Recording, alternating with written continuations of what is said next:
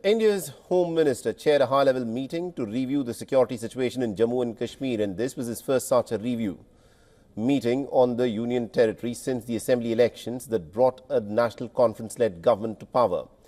The Union Home Minister had a detailed discussion of the security roadmap for the year 2025. The Jammu and Kashmir's Lieutenant Governor Manoj Sinha, top officers of the army, the paramilitary forces, the Jammu and Kashmir administration, intelligence agencies and also the Ministry of Home Affairs attended the meeting.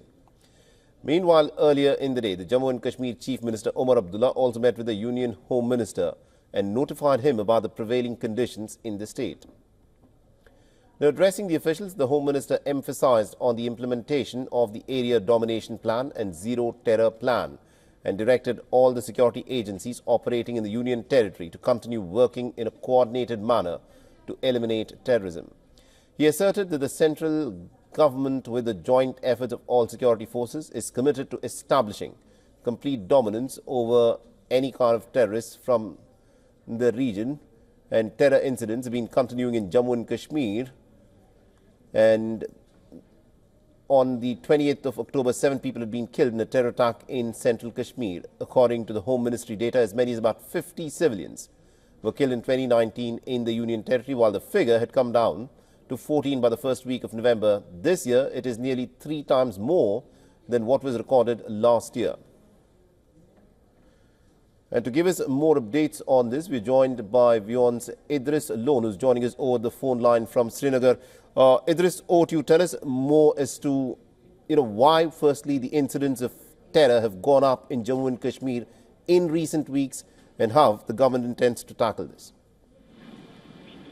Well, absolutely, Saleh. With what you've seen, especially in year 2024, in the beginning of the year, we saw that there was rise of militant attacks across the Jammu region, which consists of Poonch Rajouri belt, which is very close to the international border, where we saw a lot of infiltration taking place from across the border, and a lot of foreign militants basically managing to enter into the Indian territory, and also carrying out some successful attacks where security forces did have to face damage as well as bear the brunt.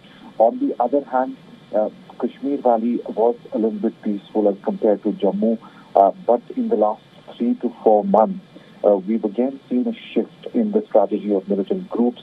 They started with basically attacking and killing the civilians as well as non-local workers who've been present in the Kashmir Valley. We saw an attack in the Gazangid area where 7 people were killed, all of them were workers from outside, including a local doctor in that attack, while there were multiple attacks in South Kashmir on the non-local workers. Some of them were killed, some of them were injured, also creating basically a lot of tension in the southern part of Kashmir. While this meeting was scheduled already for today by the Home Minister with the Lieutenant Governor of Jammu and Kashmir, who also heads the Unified Command in Jammu and Kashmir, along with him were the top brass of Jammu and Kashmir Police, the Indian Army as well as the paramilitary forces. But what is interesting, Saleh, is that while this meeting was held today, earlier in the morning we saw a major operation which was taken by the security forces. They had a huge success in killing 5 militants belonging to Hizbul Mujahideen, and right. One of the militants was wanted for many years. He had been active for around a decade, and the security forces were on a lookout for many years for him, and security forces called today's operation a big success. On one hand, we've seen that the anti-militant operations have been intensified. There is an increase in anti-militant operations, but in the Kashmir division, we've also seen the presence of militants increasing, especially if we compare it to the last encounter that took place earlier this month in Srinagar's Harban area, and before that also we saw an attack in the Sunday market. So the rise of these attacks, especially on the civilians as well as security forces, has led for this meeting, wherein Home Minister categorically said that there is zero tolerance policy for terror, and he also said that to an extent around majority of the militant networks in Jammu and Kashmir have been completely finished. Indeed. Thank you very much indeed, Idris Lone, for joining us and getting us all those details there.